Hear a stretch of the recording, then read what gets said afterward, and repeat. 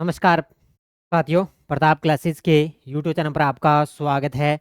और आज हम चर्चा करेंगे फर्स्ट ग्रेड स्कूल व्याख्याता इतिहास के अंदर जो अपने प्रमुख जो सामाजिक धार्मिक आंदोलन से संबंधित है, सामाजिक धार्मिक पुनर्जागरण से संबंधित आज अपने पढ़ेंगे। इसके बारे में जो तीन मुख्य शख्स हैं, एक राजा राम मोहन राय, दयानंद सरस्वती और स्वामी विवेकानंद जी के बारे में, क्योंकि फर्स्ट ग्रेड के अंदर ये तीनों महान शख्स हैं। और इनके बारे में आज अपने सिर्फ एक महान शख्स है जिनका नाम है राजा राम मोहन राय, सिर्फ इनके बारे में आज चर्चा करेंगे। क्योंकि यहाँ से आपका प्रश्न एक आधा लगभग एक या दो क्वेश्चन आरपीएससी फर्स्ट ग्रेड के अंदर पूछे जाते हैं। मैंने पीछे वाले एग्जामों में देखा भी किस प्रकार के प्रश्न आए हैं। आज सिर्फ अपने सामाजिक धार्मिक पुनर्जागरण के अंदर राजा राम मोहन राय को पढ़ेंगे। उसके बाद में अगले वीडियो के अंदर अपने दयानंद सरस्वती और स्वामी विवेकानंद जी की चर्चा करेंगे। यहाँ से प्रश्न आपको एग्जाम के अंदर देखने को मिलेगा। तो करें स्टार्ट। तो सभी साथी करेंगे वीडियो को लाइक शेयर, और जो साथी हमारे इस चैनल पर नहीं है तो जरूर आप चैनल को सब्सक्राइब करें और इसके पास वाले बेल आइकन का घंटा दबाएं, ताकि हम जैसे वीडियो अपलोड करें उसका नोटिफिकेशन आप तक पहुंच जाएगा। डेली आपको करंट अफेयर्स की क्लास मिलती है सुबह, इंडिया और वर्ल्ड की, मात्र 15 मिनट की। और यहाँ पे फर्स्ट ग्रेड का आपको मैटर दिया जा रहा है अच्छे तरीके से। तो जैसे ये कंप्लीट हो जाएंगे इतिहास के बाद में एक अपने मैराथन क्लास में इनकी लगाएंगे गजब तरीके की, क्योंकि साथ में रिवाइज करेंगे। राजा राम मोहन राय सामाजिक धार्मिक पुनर्जागरण से संबंधित आज की क्लास। पहला प्रश्न है आपके सामने। इससे पहले मैं थोड़ी सी डिटेल आपको बता देता हूँ। राजा राम मोहन राय ने स्थापना की थी ब्रह्म समाज की। तो ये धर्म सुधार का प्रारंभ देश के पूर्वी जो भाग है, बंगाल पूर्वी भाग है ना, जो धर्म सुधार का जो प्रारंभ है ना, वो पूर्वी भाग है देश का, बंगाल की तरफ से वहां से प्रारंभ हुआ। तो राजा राम मोहन राय का समय था 1772 से 1833। इनका समय था 1772 से लेकर 1833 के बीच में इनका समय था, क्योंकि बंगाल की तरफ से भी उन्होंने भाग लिया। और इनका जन्म भी कहाँ पर हुआ था? इनका जन्म भी हुगली नदी के किनारे एक गांव है जिसका नाम है राधानगर नामक स्थान पर इनका जन्म हुआ था, बंगाल के अंदर। राजा राम मोहन राय का इस तरीके से पढ़ लेना। पहला प्रश्न है आपके सामने, राजा राम मोहन राय को किस उपनाम से जाना जाता था? राजा राम मोहन राय को किस उपनाम से जाना जाता था? तो राजा राम मोहन को जानते थे भारतीय नव जागरण का अग्रदूत। किस नाम से? भारतीय नव जागरण का अग्रदूत के नाम से इनको थे राजा राम मोहन। एक एक प्रश्न मैं बना के लेकर आ गया, ज्यादा मैं आपको डिटेल नहीं बताऊंगा, क्योंकि एक एक जो तथ्य बन रहे हैं उन सभी से मैंने प्रश्न बना। ठीक है, उत्तर नंबर 1 हो जाएगा।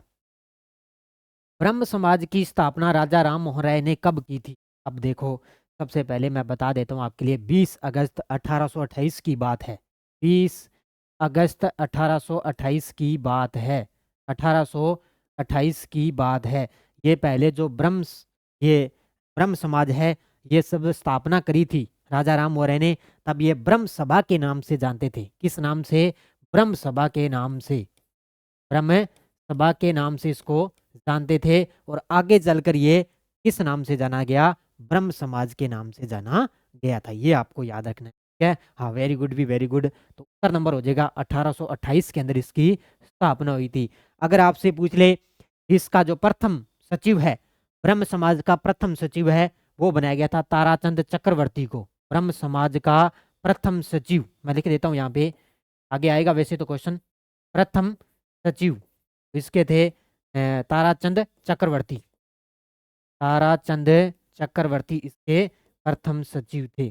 सब आपको मैं करवाऊंगा अच्छे तरीके से, क्वेश्चन आपका गलत नहीं होगा। चलते हैं अगले क्वेश्चन की तरफ। ब्रह्म सभा का नाम बदलकर आगे क्या रखा गया? देखो, मैंने कहा ना, एक एक लाइन का एक एक प्रश्न मैंने बना दिया। तो किस नाम से? ब्रह्म समाज के नाम से। फिर आगे नाम इसका फिर बदल गया था, फिर इसको जाना गया था आर्य ब्रह्म समाज के नाम से। कौन सा? जब आर्य ब्रह्म समाज के नाम से ही जानते थे, जब देवेंद्रनाथ टैगोर आए, के अलावा और भी थे। ठीक है, तो ब्रह्म सभा का नाम बदलकर आगे क्या हो गया? ब्रह्म समाज के नाम से ये जाना गया था। ये लगभग मैंने सब प्रश्न आपके लिए मैंने बना दिए। ब्रह्म समाज, उत्तर नंबर सी। स्थापना याद रखना इसका अच्छे तरीके से। ब्रह्म समाज के पहले सचिव कौन थे? अब देखो, ब्रह्म समाज की स्थापना 28 अगस्त 1828 को। ठीक है, 20 अगस्त, 28 नहीं है, 20 अगस्त, 20 अगस्त है 1828। तो इसके कौन थे? प्रथम सचिव ताराचंद चक्रवर्ती। ऑप्शन नंबर बी, ताराचंद चक्रवर्ती ब्रह्म समाज के पहले सचिव थे।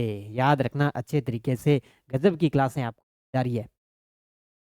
अब इसका आपको सभी मैं आपके बताता जाऊंगा। राजा राम मोहन राय ने किस कुप्रथा के खिलाफ आवाज उठाई थी? अब देखो, बहुत सारी प्रथाएं थी उस समय राजा राम मोहन राय के समय। जब राजा राम राम मोहन राय के समय, उस समय जो है बहुत सारी कुरीतियों का उन्होंने विरोध भी किया था। और मेन उसके अंदर मुख्य थी कौन सी? सती प्रथा। कौन सी थी? सती प्रथा उसके अंदर मेन मुख्य सती प्रथा थी। इस पर ना 4 दिसंबर 1829 की बात है ये। कब है?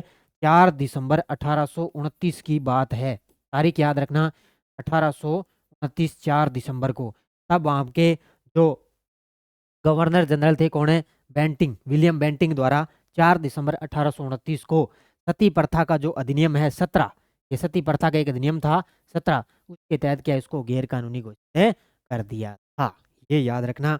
और इसके अलावा 1811 के अंदर है ना पंजाब, ये जब राजा राम मोहन राय की भाभी सती हो गई थी, 1811 के अंदर इनकी भाभी है वो सती हो गई थी, और इस प्रथा को समाप्त करने हेतु वो कटिबद्ध हो गए थे। इसलिए उनके प्रयासों से, राजा राम मोहन राय के प्रयासों से 4 दिसंबर 1829 को सती प्रथा पर अधिनियम 17 के तहत इसको गैर कानूनी घोषित कर दिया। राजा राम मोहन द्वारा लिखित पुस्तक कौन सी है? राजा राम मोहन राय द्वारा लिखित पुस्तक कौन सी है? साथ साथ में पढ़ते जाओ और आंसर देते जाओ। इनकी पुस्तक कौन सी है? वेदांत सार। और भी पुस्तकें आएगी जो मैं आपको आगे बताता जाऊंगा। इनकी मुख्य मुख्य जो पुस्तकें हैं वो तो आपको पढ़नी ही पड़ेगी। उत्तर नंबर इसका हो जाएगा वेदांत सार। अगला प्रश्न, ब्रह्म समाज का उद्देश्य क्या था? देखो, एग्जाम में आजकल क्या है, पूछा जाएगा तो आपसे गहराई से भी प्रश्न पूछ सकता है, विशेषता क्या है, उद्देश्य नहीं है, क्या नहीं है, सब आपसे आएगी। ब्रह्म समाज का उद्देश्य था क्या?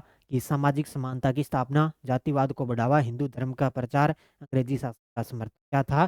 सामाजिक समानता की स्थापना। उत्तर नंबर एक क्या थी? सामाजिक समानता की स्थापना, ये इसका उद्देश्य था। राजा राम मोहन राय का जन्म किस राज्य में हुआ? तो सबसे पहले ही मैंने बता दिया, राजा राम मोहन राय का जन्म कहाँ पर हुआ था? बंगाल के अंदर हुआ था। कहाँ पर है? बंगाल के अंदर है उगली नदी। ठीक, बंगाल के अंदर है उगली नदी, वहां पर इनका जन्म हुआ था, उगली नदी पर। नदी के आसपास एक राधानगर स्थान है, राधानगर। मैं आपको बता दिया शुरुआत में, तो राधानगर बंगाल के अंदर इनका जन्म हुआ। राजा राम मोहन राय को सती प्रथा समाप्त कराने के लिए किस गवर्नर जनरल का समर्थन प्राप्त हुआ था? क्या बात है, अभी मैंने बता दिया। तो लॉर्ड विलियम है बेंटिंग, लॉर्ड विलियम है बेंटिंग। कब है? 4 दिसंबर, 4 दिसंबर 1800 बात है, 4 दिसंबर 1800 को लॉर्ड विलियम है बेंटिंग। 1829 में सती प्रथा का अधिनियम था 17। तो गवर्नर जनरल का किसका समर्थन प्राप्त हुआ? लॉर्ड विलियम बेंटिंग का समर्थन प्राप्त हुआ था, क्योंकि इन्हीं के प्रयासों से उन्होंने इसके ऊपर रोक लगाई थी। राजा राम मोहन राय को आधुनिक भारत का पहला महान नेता किसने कहा है? अब इनको क्या बोलते हैं? आधुनिक आधुनिक भारत का पहला महान नेता इनको बोलते हैं। किसको? राजा राम मोहन राय को। राजा राम मोहन राय को आधुनिक भारत का पहला महान नेता किसने कहा? महात्मा गांधी, जवाहरलाल नेहरू, रविंद्रनाथ टैगोर, जॉन मॉर्शल। ये कहा था रविंद्रनाथ टैगोर ने। किसने कहा? रविंद्रनाथ टैगोर ने। और इनको भारतीय नव नव जागरण का अग्रदूत भी कहते हैं। क्या कहते हैं? भारतीय नव जागरण का अग्रदूत भी कहते हैं। राम मोहन राय ने 1815 ईस्वी में किस सभा की स्थापना की थी? राजा राम मोहन राय ने 1815 ईस्वी में किस सभा की स्थापना की थी? ब्रह्म समाज तो नहीं है, कि ब्रह्म समाज तो मैंने बता ही दिया आपको, 1828 के अंदर इसकी स्थापना। क्या है? भारत आत्मीय सभा, भारतीय सुधार सभा, प्रार्थना समाज। बताओ 1815 की इसके अंदर किसकी स्थापना की थी? आत्मीय सभा की थी। अब ये देखो, आत्मीय सभा की भी स्थापना की थी। इसके अंदर बहुत सारी चीजें हैं, क्योंकि बहुत सारी पुस्तकें भी इन्होंने लिखी थी। और 1825 के अंदर इन्होंने एक वेदांत कॉलेज की भी स्थापना की थी।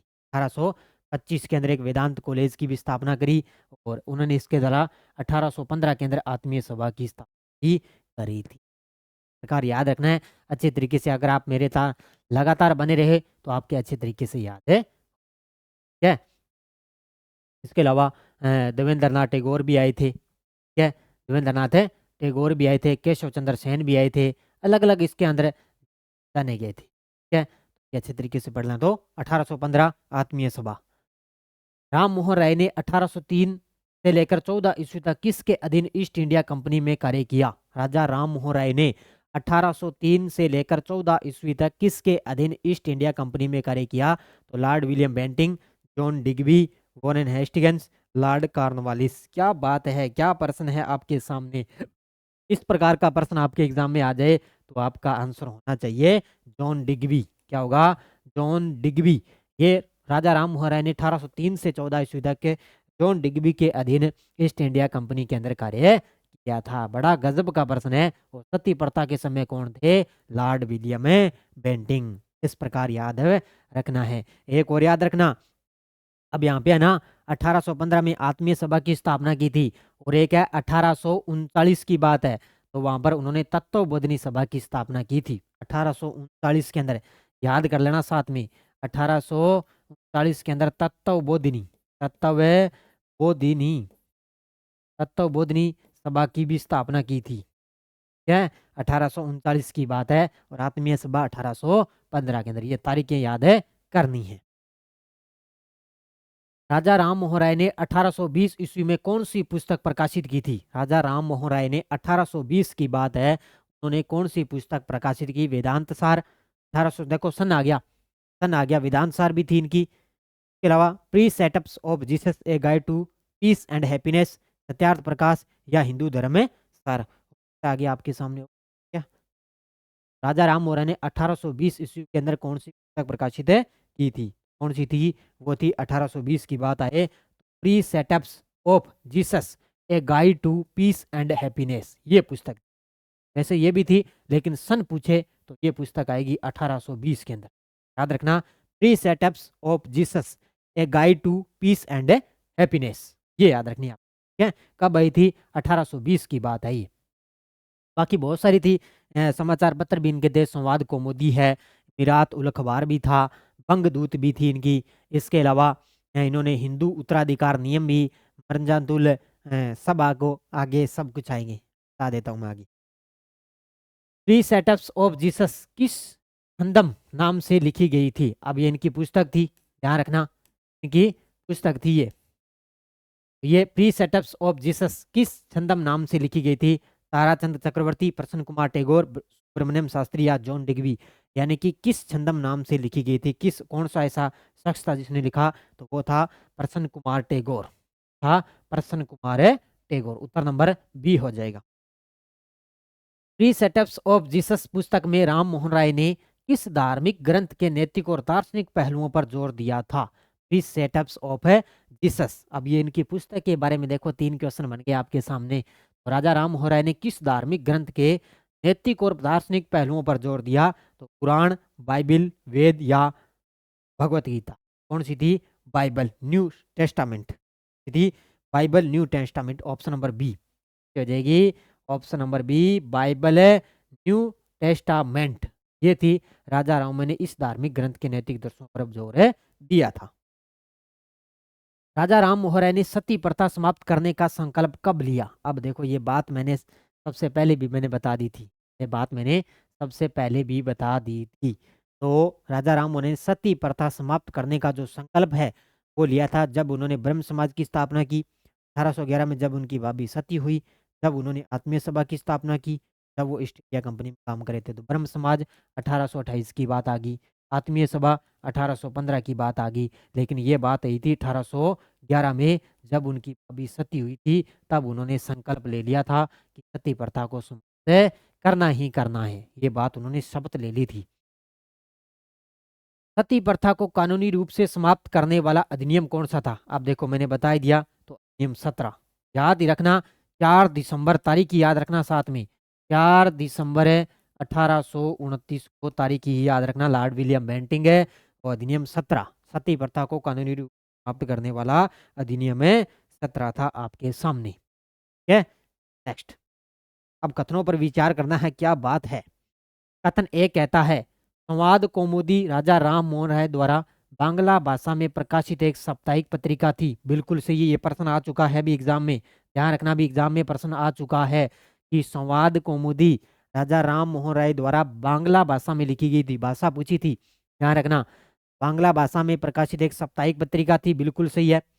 बंगदूत राजा राम मोहन द्वारा हिंदी भाषा में प्रकाशित किया गया था। बंगदूत, ये भी एग्जाम में आ चुका है। तो कौन सी भाषा थी हिंदी भाषा में, कौन सी? बंगदूत। विराट उल अखबार अंग्रेजी भाषा में प्रकाशित एक पत्रिका थी। नहीं, विराट उल अखबार इनका अंग्रेजी भाषा में नहीं था, बल्कि था फारसी भाषा में। कौन सी भाषा में? फारसी भाषा में था। उत्तर नंबर क्या हो जाएगा इसका? हो जाएगा 1 और 2, ऑप्शन नंबर 1 ही होगा इसका। 1 और 2 ही सही है। ये फारसी भाषा में था, अंग्रेजी भाषा में नहीं था। इस प्रकार का प्रश्न आपको देखने को मिलेगा। क्या? फारसी भाषा में 1822 की बात आई है, 1822 की बात है, ठीक है। इस प्रकार आएगा एग्जाम में, इस प्रकार के प्रश्न आते हैं। अब फिर आ गया कथन वाला। देखो कथन एक कहता है, राजा राम मोहन राय ने तुहफात उल मुहादिन फारसी भाषा में लिखा। अब ये सारी इनकी पुस्तकें हैं, जो समाचार पत्र है, वो आपको मैं 2 प्रश्नों में यहाँ पे कंप्लीट करवा दूंगा, ठीक है। अच्छे तरीके से पढ़ लेना। राजा राम मोहन राय ने तुहफात उल मुहादिन फारसी भाषा में लिखा, बिल्कुल सही है। ब्रह्मा मैनिकल मैगजीन राजा राम मोहन राय द्वारा अंग्रेजी भाषा में प्रकाशित किया गया था। संवाद कौमुदी हिंदी भाषा में प्रकाशित हुई। अब देखो संवाद कौमुदी मैंने अभी आपको बताया कौन सी भाषा में लिखी गई थी। संवाद कौमुदी है वो लिखी गई थी बांग्ला भाषा में, बल्कि न कि हिंदी भाषा में। कौन सी भाषा में? बांग्ला भाषा में, ठीक है, बांग्ला भाषा में लिखी गई। तो इसका भी 1 और 2 ही सही है। पहला हो जाएगा इसका 1 और 2 ही सही है उत्तर नंबर। यानी कि राजा राम मोहन राय ने तुहफात उल मुहादिन जो फारसी भाषा में लिखी, ब्रह्मा मैकेनिकल मैगजीन जो है वो भी अंग्रेजी भाषा में प्रकाशित करवाई थी। पहला और दूसरा 2 ही सही है इसके। अब देखो फिर कथन आगे।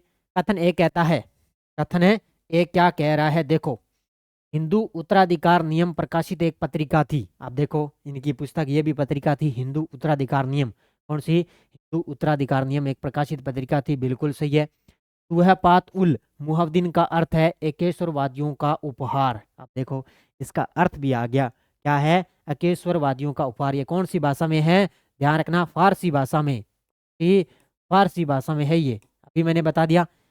राजा राम मोहन राय ने मरजातुल अध्ययन फारसी भाषा में लिखा था। अब देखो ये भी इनकी पुस्तक थी या इनका समाचार था, मरजातुल अध्ययन। मरजातुल अध्ययन ये भी इनका फारसी भाषा में था। तो ये क्या है? तीनों के तीनों कथन सही है, यानी कि सभी सही है। इसका नंबर डी हो जाएगा, सभी कथन यहाँ पे सही है, ठीक है। चलते हैं आगे अगले क्वेश्चन की तरफ आपके सामने। राम मोहन राय के विचारों के प्रसार के लिए 1839 में किस सभा की स्थापना की थी? ये देखो मैंने बता ही दिया अभी, कौन सी? तत्वबोधिनी सभा। कौन सी थी? तत्वबोधिनी सभा। राम मोहन राय के विचारों के प्रसार के लिए 1839 में किस सभा की स्थापना की गई थी? तत्वबोधिनी सभा, हाँ, की गई थी। अब इसके अंदर ना सबसे पहले तो जो ब्रह्म समाज है चला था वो इन्होंने राजा राम मोहन राय ने चलाया। लेकिन जब देवेंद्र नाथ टैगोर आए थे 1817 से लेकर 1905 के बीच में, इनकी इस संस्था के अंदर शामिल हो गए थे, ठीक है। तो शामिल होने के बाद में इसका जो नेतृत्व है आगे राजा राम मोहन राय के बाद में देवेंद्र नाथ टैगोर ने 1843 के अंदर इसका जो नेतृत्व है वो देवेंद्र नाथ टैगोर ने ब्रह्म समाज का नेतृत्व है संभाला था, जो आगे चलकर किस नाम से जाना गया? आदि ब्रह्म समाज के नाम से। ये आगे बात करेंगे, देखते हैं। देखो ब्रह्म समाज का नेतृत्व 1843 में किसने संभाला? देखो आगे ना, तो किसने संभाला? देवेंद्र नाथ टैगोर ने। याद रखना, एक एक प्रश्न मैंने बना दिया। ब्रह्म समाज का नेतृत्व 1843 के अंदर किसने संभाला? ये देवेंद्र नाथ टैगोर ने। ब्रह्म समाज के तहत किसके प्रभाव में हिंदू धर्म के सर्वोत्तम विश्वासों एवं नैतिक आचरणों को बनाए रखने की कोशिश की गई थी? क्या बात है। ब्रह्म समाज के तहत, किसके तहत है? ब्रह्म समाज के तहत किसके प्रभाव में हिंदू धर्म के सर्वोत्तम विश्वासों और नैतिक आचरणों को बढ़ावा बनाए रखने की कोशिश की गई? तो राजा राम मोहन राय, केशव चंद्र सेन, दयानंद सरस्वती या ईश्वर विद्यासागर। बताओ भी इसका उत्तर क्या होगा? तो किसमें? केशव चंद्र सेन। अब देखो इनके बाद में केशव चंद्र सेन भी आगे थे। केशव चंद्र सेन भी आगे थे। पहले आए थे देवेंद्रनाथ टैगोर, उसके बाद में केशव चंद्र सेन आगे थे। तो देवेंद्रनाथ ने केशव चंद्र सेन को क्या है, ये ब्रह्म समाज का आचार्य नियुक्त कर दिया था, ब्रह्म समाज का आचार्य नियुक्त कर दिया था। इसके बाद में याद रखना अच्छे तरीके से, प्रेस की स्वतंत्रता, जूरी द्वारा न्याय, शक्तियों का पृथक्करण और सरकारी सेवाओं का भारतीयकरण जैसी मांगे सर्वप्रथम किसने की थी? अब देखो एक एक याद रखना। प्रेस की स्वतंत्रता, जूरी द्वारा न्याय, शक्तियों का पृथक्करण और सरकारी सेवाओं का भारतीयकरण जैसी सर्वप्रथम मांगे किसने की? तो राजा राम मोहन। सीधा ही आपको याद रखना है, ये कथन किसकी है? सर्वाधिक मांगे राजा राम मोहन राय। ये सीधा सीधा प्रश्न आपको देखने को जो मैंने करवा दिया उसको अच्छे तरीके से आपको पढ़ना है, ठीक है, गजब तरीके से।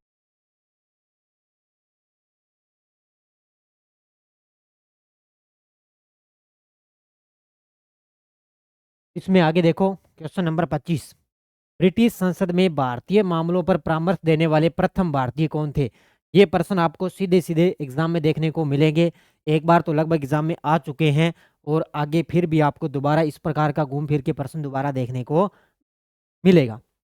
तो ब्रिटिश संसद में भारतीय मामलों पर परामर्श देने वाले प्रथम भारतीय कौन थे? तो यहाँ पर एक ही शख्स थे जिनका नाम है राजा राम मोहन राय। कौन थे? राजा राम मोहन राय। इन्होंने ब्रिटिश संसद के अंदर भारतीय मामलों पर परामर्श देने वाले ये प्रथम भारतीय बनी थी। नेक्स्ट, उस समाचार पत्र को चिन्हित कीजिए जिससे राजा राम मोहन राय अथवा उनकी संस्था आत्मीय सभा से संबंध नहीं थी। ये प्रश्न आ चुका है, अब आपके सामने है भी। प्रश्न आता किस प्रकार से है ये देख लो। इस प्रकार का प्रश्न ट्रेंड है, आरपीएससी ने पूछा है आपके सामने किसी भी प्रकार से। अब यहाँ पे पूछा है भी उस समाचार पत्र को चिन्हित कीजिए जिसमें राजा राम मोहन राय अथवा उनकी संस्था आत्मीय सभा संबंध नहीं। अब यहाँ पे मेन सीधी बात यही है कि कौन सा पुस्तक है वो राजा राम मोहन राय से संबंधित नहीं है। अब देखो, बांग्ला भाषा का बंगाल गजट, ये तो मैंने अभी ताज़ा मैंने बता दिया, ये तो संबंधित है। बांग्ला भाषा का संवाद कौमुदी, ये भी संबंधित है। और फारसी भाषा का मिरात उल अखबार, ये भी संबंधित है। लेकिन हमने ये पढ़ा ही नहीं। बंगाला भाषा का समाचार पत्र चंद्रिका, बांग्ला भाषा का, ये हमने नहीं पढ़ा इसके अंदर है। इसका मतलब ये संबंधित नहीं है। उत्तर नंबर बी हो जाएगा, इसका 2 नंबर उत्तर हो जाएगा। ये प्रश्न इस प्रकार के आते हैं, ठीक है। अब आपके सामने है, देख लो। पेसनिस अमेरिका में क्रांति की सफलता से खुश होकर किस भारतीय समाज सुधारक ने सार्वजनिक भोज का आयोजन किया था? क्या बात है। पेसनिस अमेरिका में क्रांति की सफलता से खुश हुए थे राजा राम मोहन राय और उन्होंने भारतीय समाज सुधारक ने सामाजिक सार्वजनिक भोज का आयोजन किया था। इसने राजा राम मोहन राय ने। अब ध्यान रखना, यहाँ पर तो मैं आज सिर्फ आपको राजा राम मोहन ही करवा रहा हूँ, लेकिन एग्जाम में प्रश्न आएगा ना इस प्रकार का मिलेगा, दयानंद सरस्वती, स्वामी विवेकानंद देव, तो कंफ्यूज मत होना ये किसका कथन है, क्योंकि वहां से आपको तीनों में से किसी का भी एक का कथन आ सकता है।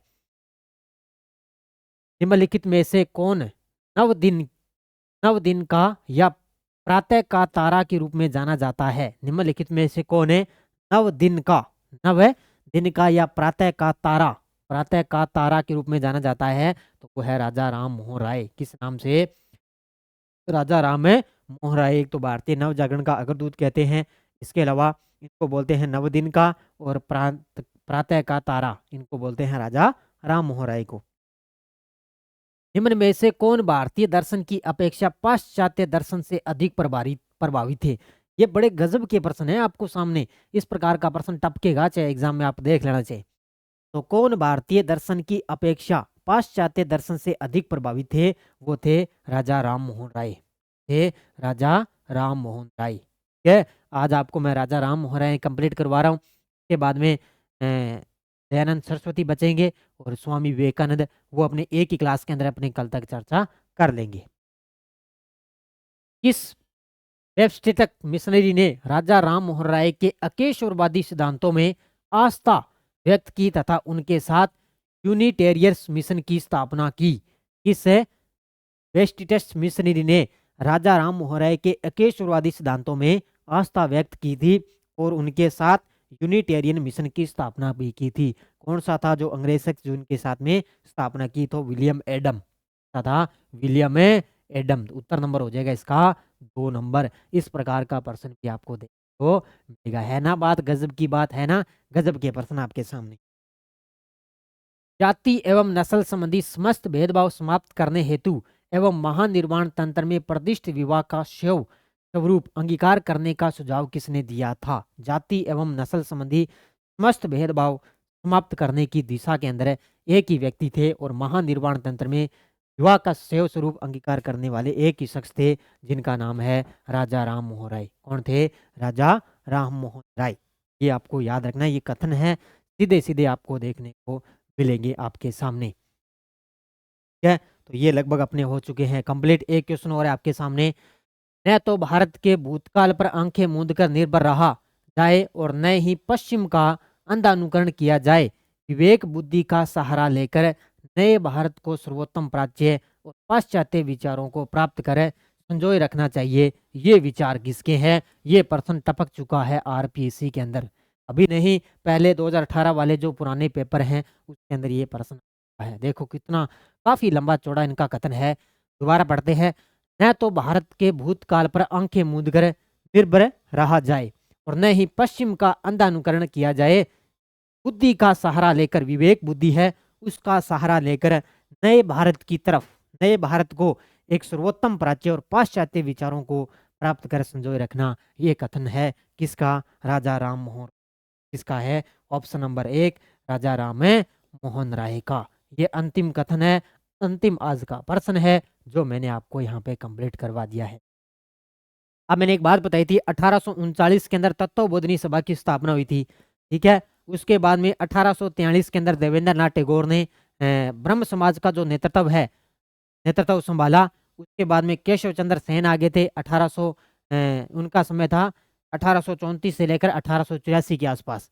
ठीक है, उसके बाद में बहुत सारी शाखाएं खोली गई थी, जैसे पंजाब है, मद्रास है, लेकिन उनका कोई फायदा नहीं हुआ। ठीक है, इसके अलावा भारतीय समाज के जो है पहले ब्रह्म सभा, फिर ब्रह्म समाज, फिर आदि ब्रह्म समाज के नाम से जाना गया। अब देवेंद्र नाथ टैगोर ने उसका नाम बदल दिया, ब्रह्म समाज का आदि ब्रह्म समाज कर दिया। ये घटना ध्यान रखना, 1866 की घटना की बात है ये। कब की? 1866 की बात है, जब वो ब्रह्म समाज है ना, वो आदि ब्रह्म समाज के नाम से जाना जाता था। ये याद रखना अच्छे तरीके से। लास्ट पॉइंट मैं आपको बता रहा हूँ। ठीक है, ये आज का अपना हो चुका है राजा राम मोहन राय एक शख्स कंप्लीट। अब दो बचे हैं अपने टॉपिक के हिसाब से सिलेबस के अंदर, एक तो स्वामी दयानंद सरस्वती और एक है स्वामी विवेकानंद, जिनसे एग्जाम में प्रश्न आते हैं। ठीक है, बाकी अपनी टेस्ट सीरीज चल रही है, पुराने पेपर मैं करवा रहा हूँ, सेकंड ग्रेड के चल रहे हैं। आरपीएससी संस्कृत शिक्षा विभाग का भी एग्जाम है, तो इसके लिए मैंने पुराने पेपर करवा रखे हैं। ये पुराने पेपर सेकंड ग्रेड की पीडीएफ अपलोड है। कोई साथी फर्स्ट ग्रेड का लेना चाहे तो पुराने पेपर यहाँ से ले सकता है। प्रताप क्लासेस का ऐप डाउनलोड कर लेना, वहाँ पर मिल जाएगा। और फर्स्ट ग्रेड की कोई साथी करंट लेना चाहे, स्पेशल करंट पढ़ना चाहे सिलेबस के अकॉर्डिंग, तो सब आपको यहाँ पे ऑनलाइन टेस्ट सीरीज के माध्यम से 100 रुपये के अंदर आपको यहाँ करंट मिलेगा। गजब तरीके से पढ़ो। बाकी रोज़ सुबह आपको करंट अफेयर्स की क्लास मिलती है डेली, वो आप निरंतर देखा करो। जितनी भी हमारी क्लासें आती है वो टेलीग्राम पे आप ज्वाइन करो, प्रताप क्लासेस के नाम से। सब आपको सूचना टेलीग्राम पे लिंक आता है, तो आपको सब क्लास का पता चल जाता है। और इसकी प्ले लिस्ट बनी हुई है, फर्स्ट ग्रेड के नाम से इसकी प्ले लिस्ट बनी हुई है, वहाँ पर आप पीछे वाली क्लासें भी अच्छे तरीके से देख सकते हो। अरे सभी साथी वीडियो को लाइक शेयर, धन्यवाद। जय हिंद, जय भारत।